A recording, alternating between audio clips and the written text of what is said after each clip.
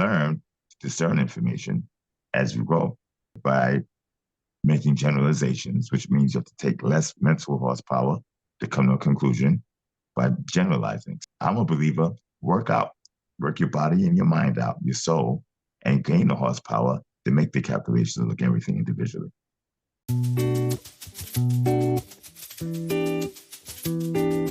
I've heard a lot of people say that crypto, and I think of this in particular when it comes to Black people, but when it comes to people that are, socioeconomically struggling, that crypto and blockchain is potentially the great leveler. And there seems to be a strong movement to kind of get into crypto, and it's going to be a way of leveling the playing field financially. What are your thoughts on that, Reggie?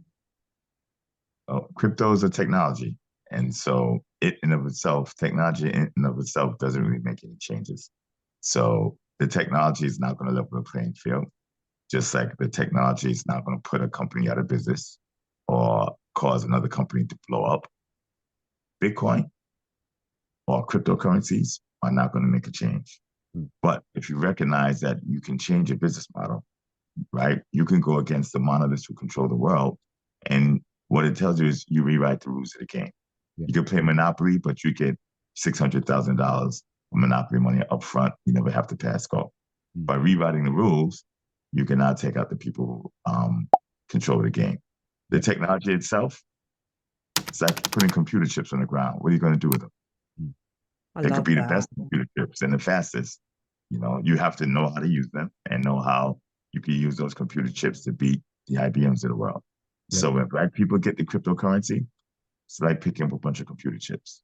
Yeah. You have to know what to do with it and how you can change the game with it. So from that perspective, it's not so much that cryptocurrency is going to help the Black community.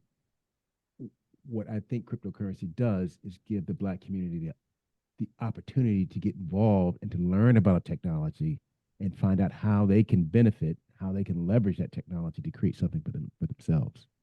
Right. That's what I think it does. Right. At the end of the day, it's the same story as before crypto, before phones and computers, before water, for artificially running water, steam, fire.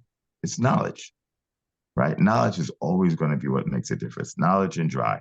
Yeah. Those two combined. Vision? Would you say vision as well? Because I know you talk about groupthink and, you spoke earlier about seeing what's there. Is it also a case of seeing what can be there, but sort of having a different perspective on it? I think seeing what's there versus what can't be there is a subset of knowledge. If you know that you look at things incorrectly, you do something about it. If you know everybody else looks at things incorrectly, you take advantage of it. That's a subset of knowledge. Knowledge is king. I'm a hip hop guy. KRS, knowledge reigns supreme. The fact. So you take knowledge and you combine it with the tools that allow you to manipulate the weaknesses of others, and you have winners. You take ignorance or a lack of knowledge, you combine that with a lack of access to tools, you have failure. And that's how the world works. How do we gain that knowledge, in your opinion? You learn. You absorb as much as you can, and you have to be able to differentiate the BS from the real stuff, okay? Part of that is being cognizant of where you're getting knowledge from. You cannot go through a bunch of news articles and say you're educating yourself. What you're doing is you're imbibing, right, what someone is putting out. Here's a way of looking at it. You can't just run down, Piccadilly Circus, right, and eat everything that's there and say, I am now nourished. No, you may be full because you ate everything you saw there. But if it happens to be McDonald's, and I have no respect for McDonald's, so I don't really care. They don't like it, right? And respect from a cash flow business perspective, yes. Actual nutrition, straight trash and poison, okay? So if you eat a bunch of that and a bunch of fried chicken this and that, you have not nourished yourself. You simply ate what was being pushed to you. Where if you go and decide to step right outside of London proper to an actual farm and eat off of that, you have now chosen what you imbibe versus imbibing what was pushed down your throat. Yep. Okay? Now you just have to learn, right, where are the credible sources of information or not. If you have absolutely no idea from the beginning, then sample it, test it, check the source out. The best way to start is to learn for conflicts of interest. Okay, someone is pushing information towards you, find out where their financial economic interests lie. In a capitalistic society, that's the number one indicator, right? Number one, not the only, the number one indicator of how trustworthy that information is. Mm-hmm. So, wine is good for you. You hear that wine is good for you. Well, that's positive. And I like to drink wine, right? Confirmation bias there, number one. But number two, who's paying for these wine is good for you ads? Yep. Okay. Is it the Grape and Wine Growers Association of America? Mm-hmm. Well, you understand what I mean? 100%. 100%. You can even take that to the nth degree with this whole COVID thing that happened, right? And what the news is coming about the vaccines that's been created. Why were the vaccines pushed? Yeah, I agree. A lot of that has to be investigated. You can't just take, mainstream media's word for it and trust them because they're not trustworthy. It's not a trustworthy organization, in my opinion. Trust you earn. It can't wisely be given. Yeah. I don't know. Again, I'm a hip hop head. So you listen to Biggie, 10 Crack Commandments. Mm-hmm. It says, even your mom will get you properly gassed up. So, even your mom will lie in the bushes waiting for you if properly gassed up. So you have to be very, very careful about where you get information. Test and verify. And also, in terms of the community, we have a generation that is their attention span is very short, right? And they're looking for quick fixes in terms of information. At least that's how I see it. So it's really, as a community, it's going to be tough, right? I think we will have stars in the community, those who have the drive and willingness and the patience to go out and learn, but then feeding that back to the community and getting others in the community to start having that same kind of appetite about learning and sharing information. That's going to be the tough part, I think.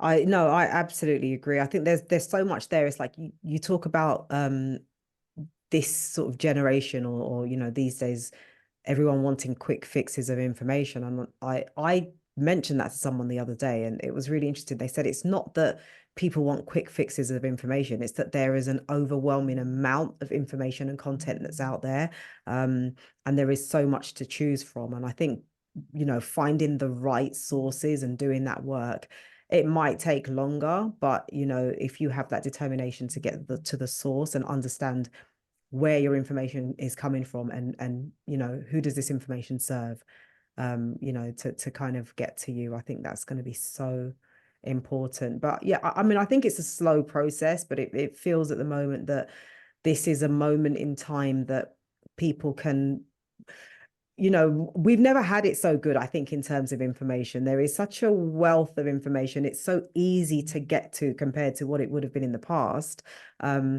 that we should absolutely do what we can to find the truth for ourselves and find ways to kind of, I guess, enrich ourselves in every way possible, not just financially. So yeah. So Reggie, I know you've done a lot of traveling and in Africa and in the Caribbean. I remember reading an article saying that Africa is the next market to really explode. What's your view on these emerging markets that's been touted within Africa and in the Caribbean? What's your opinion? Well, first, let me go back. And I said, I'm going to disagree with you a little bit. I'm going to disagree with you a little bit. No, I hate to disagree with such a beautiful smile, but hey, I do it all the time, so I should be used to it, Reggie. Right? It's all good. There's always been a lot of information available, okay? It's just that most people ignore it. They take it for granted. When you're born, you're overloaded with information. The sounds that you never heard before, because it was always filtered by being in the placenta, in the womb of a mother. You come out, these sounds are brand new. lights, even though your eyes are closed, tactile touch outside of the room. And from that minute forward until you die, you're, deluged with information. Okay. You learn to discern information as you grow.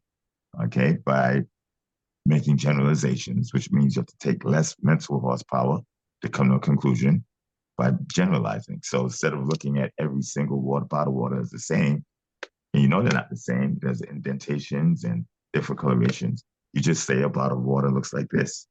That helps you calculate and come to a conclusion, but it makes a conclusion inaccurate by definition because you're not taking everything in.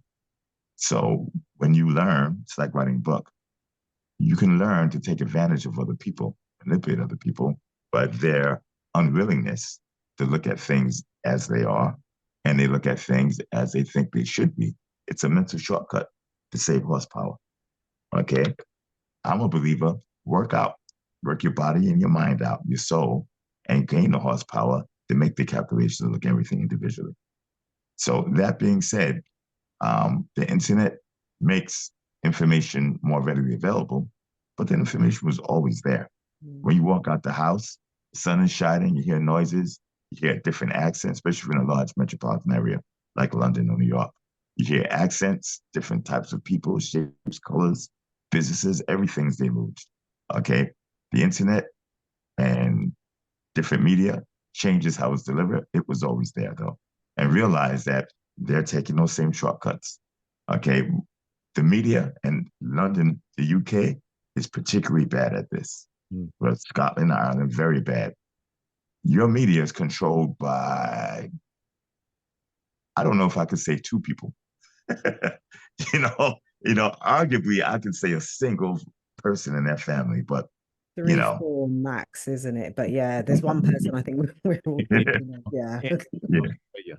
So if you think about the hundreds of billions of bits of information, and one person with a worst case scenario of 3 or 4 people controlling that, you don't have information. You have their viewpoint. They tell you, we think so you don't have to. Nah, I'll think on my own. No, thank you. So you have to take that in consideration. You're getting bits of information, but it's not true data. It's what's being fed to you. Like walking through Piccadilly Circus and eating whatever happens to be there. You're not feeding yourself. You're being fed. Okay. So that was that little bit of, it's not really pushback, just perspective. Okay. No, I mean, Reggie, I love that. I completely agree with everything that you said. We talk a lot about the dumbing down of us, our kids and all the rest of it. But I think you're absolutely right. When I was saying that the information is more accessible, you're absolutely right when you say I guess I'm not really thinking about the mainstream media. I keep up with mainstream news as much as I need to, but I'm very aware of the sources of that information. So I try to, be a bit more, I try to be a bit broader in where I get my information from. And I guess what I was saying was that's a lot easier to access these days, because in the past you had like your newspapers and you had your 9, 6 and 1 o'clock news. And that was it. For you to kind of get those chunks of information, it was just, it was like 3 sources. Whereas now you can go on the internet, there are so many different people's opinions, so many different perspectives. There's independent media that are sort of trained journalists that are presenting news, as we would call objective news. And it's not objective, but at least it's a different perspective. It's well-resourced, it's well-researched. So I would just say that you can do that from your phone these days. It's still, to that degree, I think it's still easier for us to find the information compared to, what did you have to do before? You had to go to the library and go to the little resource section of the library and I'm still getting what's fed to me. I go to LexisNexis, fed to me Lexis. I used to read when I was a child, sure how much of a nerd I am. When I was a kid at 4, 5, 6, 7, 8, 9 years old, I would read the dictionary. Like other kids would read books. I would read the dictionary. I would read encyclopedias. I enjoyed it. And I read comics. Like Cat Williams.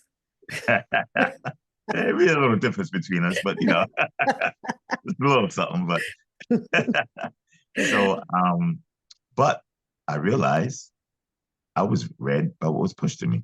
Encyclopedias, Encyclopedia Britannica and Americana, were supposed to be these tomes of knowledge. No, they're tomes of opinion, Mm, okay, by the publisher. Wikipedia, I thought, was so much better because now that opinion is distributed and vetted. Until I got thrown off of Wikipedia and that process, which is another story. And it's no, they have a narrative. It's what they want to present. If there's something they don't want to present or someone who they don't want to be there, they excise it.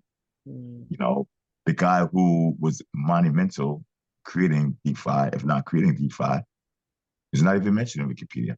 And when it was mentioned, they took him off because he doesn't fit the mold. So moving past that now, there was a time where dissenting and diverse information was readily available in the States. And that is between, say, 1993 to about 2010-ish. And that's back when internet websites were the predominant method of getting information. And then you have blogs and news, and it's just anybody can get up and publish. It didn't take a whole lot of money, minimal expertise. It was cool, right? And you didn't have big corporations who were able to control the dissemination of information. That's no longer the case. Where do you get your information from now? Most of it. It's Google, it's YouTube, it's, you know, I mean, I don't do Twitter. I'm not doing anything Elon Musk, but so you get them through apps. And the apps by definition, right, are curated by corporations. So you have much less diversity, despite the fact you probably have 10 times the amount of information. You have 15% of the diversity of information. Because if you say something that's not like, you get booted off of Twitter, you get banned from YouTube, you get shadow banned. I'm sure I'm shadow banned now. I should have millions of followers. You know, I've done some pretty fantastic things relative to the people who have millions of followers. And I don't really care about social media that much, but, you know, realize that we went from independent internet websites to apps which forcibly curate, manage, ban, and cut back things that they feel are not correct, then you don't have true information anymore. So this generation does not know what it was like with the generation that grew up with websites that could be thrown up and you could publish. Then the market decided how valuable information is. Now, Google, Apple, and Twitter decide how valuable information is.